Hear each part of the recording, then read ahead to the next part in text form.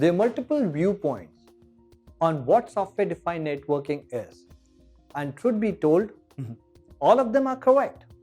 However, the necessity which became the mother of this invention was pretty much because of the challenges which the traditional network was not able to resolve. A traditional switch or a router in a network has both control plane and data plane integrated into it. So we expect a router to perform decision making like routing, system configuration, management, exchange of routing table information, and signaling.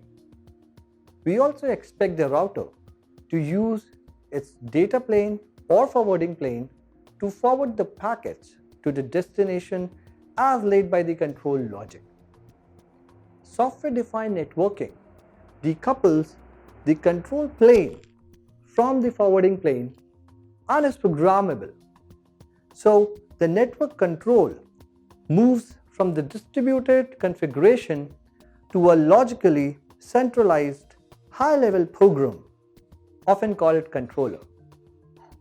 This relay architecture has north and southbound interfaces, which uses multiple protocols to communicate with each other.